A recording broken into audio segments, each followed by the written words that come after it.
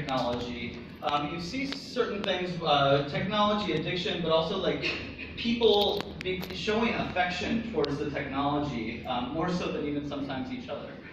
So people will display like, oh, I love my computer, or oh, my phone is, my phone is my life, I need my phone. So that's also an interesting thing to think about. Why we are now choosing technology over human interaction. One of the main issues with introducing technology into society on a large scale and having this disconnection that happens as a result when people start interacting only through technology is that as of yet, technology does not provide the opportunity for human touch.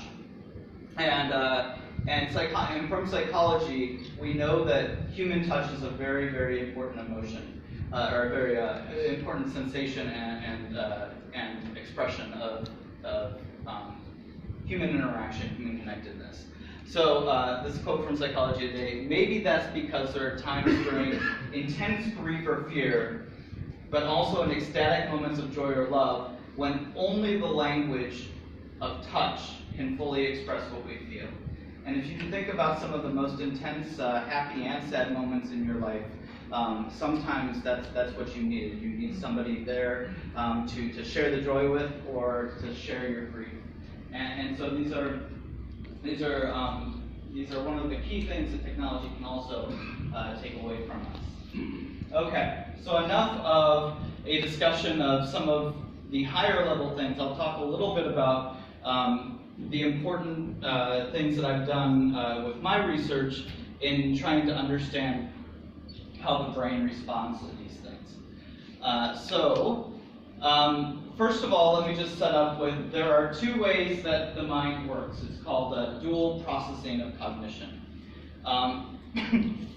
And one of them is mostly subconscious. It's not quite like the old theory of subconscious cognition, but it's similar. It's automatic. It happens very quickly. So the brain processes things in system 1 cognition. It processes very, very quickly and without much thought. So if you think of things like your drive to work, or things that you do every single day, you're not thinking about every single interaction that's happening. It's kind of, you're in automatic mode or automatic pilot on it. And so that's one way of thinking. And scientists believe that system 1, we spend about 50 to 70% of our time automatically processing things without thinking much about them.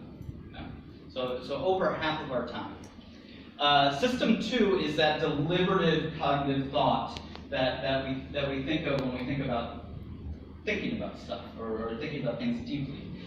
System 2 cognition, it's very effortful. It takes time. It's like reading and integrating and thinking about different things, studying for a class or having an intense conversation with another individual. So that's the more effortful cognition that creates, that's harder to do, and so we try to avoid it as much as possible. So our minds have very strong dispositions to try to push as much of what we do in our daily lives down to that automatic behavior, the automatic and fast processing of information. And the reason that's important, this is a picture of Times Square, is that when you look at something like this, there's so much information to process. There's so many different things we can be looking at. There's so many different things that your eyes, that catch your eyes. So with that comes about information overload. All right, and information overload means that there's just too much information to process, and as a result of becoming overloaded with information, our brains automatically go to heuristics or streamlined processing where we think less. And when we think less about things, what happens is we make more biased decisions. So we revert to automatic or cognitive biases, which I'll talk about a little bit in a second. So in society today, I think we can all think about situations where there's just way too much information to process. We can't possibly get through all of the information that we need to process. And as a result, we have to simplify in some way. The other piece is a bias that I've worked a lot on in research. It's called confirmation bias. Confirmation bias is the tendency to believe, to process information and believe what you already believe in the face of contradictory evidence. So continuing to believe one thing is true even if you've been given information that openly contradicts that, and you want to believe what you already believe anyway. So basically this picture sums it up. There's a bunch of no's, but your mind is seeing a yes, because that's what you believe should be there. Okay. All right, and so this is some of the neuroscience findings from a study that we did in 2014. Don't worry, you don't have to understand this. I will take you through it very quickly. So we were the first team to show the neurological correlations of confirmation bias. This is a tendency to process information that we believe in already, regardless of information that contradicts it. So these 5 panels up at the top, they're all different types of information that we showed participants in the study, and we measured their brain reaction to them. Okay, and so those 5 pieces of information, it was factual information that supported what they thought when they were going through the study. There was factual information that challenged what they thought when they were going through the study. There was opinion-based information that both supported and challenged what they thought as they went through the study. And then this last one is just completely irrelevant information. And so the region in the brain we're talking about here is highly, one of its core functions is decision-making. So one of the core things this area of the brain is doing is decision-making. So I'm just going to ask you which one of these 5 panels looks different than the other. The first one, this one over here, all the blue there, that's more cognitive activity that's going on in the decision-making region of the brain. And what that means is that all of this information was processed the same as irrelevant information. So factual information that challenged what you thought was disregarded, processed as irrelevant. The only information that was processed in the decision-making region of the brain was factual information that supported what you thought when you went into the room. Okay, and this was in a virtual team interaction where they were discussing many different types of information, trying to come to a good decision. So there was about 30 years of research relating to this problem that face-to-face teams that meet and discuss information, they often come to poor decisions. Technology came on the scene and created a situation where people shared a lot more information. So there's more information to process. But they came to decisions that were no better than face-to-face teams. So despite having access to more information, they came to no better decisions. So there were a number of things that people thought might be the case there, and a lot of research on it. What we found was it was a bias that was common in both face-to-face teams and virtual teams. They were only processing information that they wanted to believe and disregarding everything else. One of the questions that I would often get after this 2014 study, Thank you. Okay. So one of the things that I often got a question that I got when I talked about this 2014 study is what effect did information overload have to play on this? Were they having too much information, and what happens there? So we did a follow-up study, and we found that as the level of information that you have to process increases, this gets worse. So the more you revert to this type of bias and just only processing information you want to believe. And that has a number of implications. So number one, the amount of notifications that we're getting and amount of things that we have to process are huge now. To interrupt somebody 20 or 30 years ago one of the things you would have to do I'm sorry, in a business environment, one of the things you'd have to do to interrupt somebody is you could call them on the phone, you could walk over and knock on their door, their office door, maybe be able to send them a fax.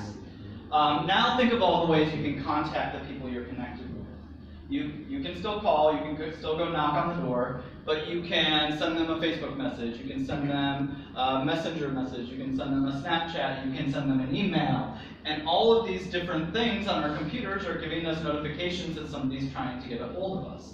Unless you turn them off, which I would recommend that you turn off the majority of notifications. And then you also have technology-based notifications like, oh, it's time to upgrade to Windows 10, a new version of Windows 10, or it's time to install updates on a number of things. So all of these things take time, and our brains have a limited capacity to process all of them. So we need to minimize the amount of things that we're trying to process so we don't revert to the biases that I was just talking about. So, so this is just lots of distractions in our daily lives, and we have to figure out a better way to manage these distractions. So one of the areas that I've gotten involved in is true and false information on social media. And so this is my research team with some people from Indiana University and me at University of Hawaii.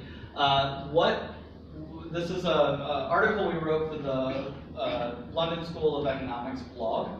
And we talked about the research that we did on social media that indicates that the confirmation bias is the main thing that comes into play when we are believing things that aren't true, that are fake, but we believe to be true. So that's what drives it, and we often propagate that information. Then there's also, so this doesn't just apply to, this research does not just apply to social media. It also applies to things that affect business. Fake reviews are something that Yelp and Google are dealing with right now. People that are just filling out fake reviews with false information. Amazon is also having to deal with fake reviews as well. And so lots of true and false information that we need to process online. And how do we do that if we're stuck in certain biases and certain ways of thinking that don't allow us to process information that contradicts what we think? One of the key things that I was quoted in NBC News as saying is when you have 320 million people in the US disagreeing on what reality actually is, what truth actually is, that's a lot more dangerous in terms of cybersecurity attacks than hacking into a high-profile organization. I actually use the State Department, I apologize. That's one of it, as my example there. When you think of cybersecurity attacks in any business and any governmental organization, you think of these brute force attacks where people hack into a system and gain information from it. That certainly happens. But if you can disrupt the flow of information and get people to believe things that aren't true, that has a whole other effect. And so that's the emergent part of cybersecurity that I'm studying right now. Another article that I wrote for The Hill, the biggest cyber threat to our democracy is your newsfeed, indicating that the things that polarize us or pull us apart from what the real truth or the underlying truth is are dangerous. We need to believe on a common reality, or at least some portion of the common reality, before we get pulled too far away from it. Okay, so we did a few studies to help understand this better. So initially, after the true and false news on social media came out, there was a push by Facebook to put with the article a flag that said this has been disputed by third-party fact checkers. So we were very quick to get on the ground and actually study that. And what we found from a brain perspective is that this little warning right here just made people angry, and they still believe what they wanted to believe beforehand. So they would look at that third-party fact disputed by third-party fact checkers, and they think that that was wrong, and what they were believing in maybe a fake article was correct. So that was not an effective way of dealing with it, and actually Facebook discontinued it, I think, last year, at the end of last year, maybe it was the middle of last year, but because it was ineffective. So we have to stop doing things that don't work. So flagging things with saying, you know, you need to, this has been disputed, somebody else doesn't believe this, so therefore you shouldn't believe this. That doesn't work. One of the things that we're working on right now that's hopefully going to be coming out soon is having people rate some news articles based on credibility, or any information based on the credibility, makes them stop and think. Now remember that system 1, system 2, automatic versus deliberate cognition. The problem is that people are in too much of an automatic cognition state when they're going through social media, and also reading reviews online sometimes. And what we need to do is kind of get people out of that and to think a little bit more. So we ran a study that rated the credibility of certain news articles. So we had people go through Facebook and say, okay, have them rated on 5 little metrics, and that got them to stop and think more deeply about the article that they were thinking about.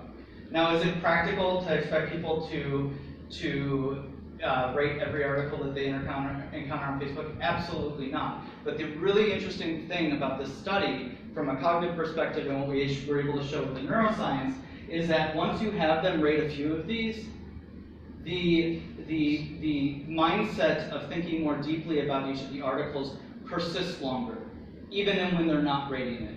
They're more skeptical, or they process information more deeply afterwards. So that was an important finding, and we're communicating that finding out now. Okay. So a lot of this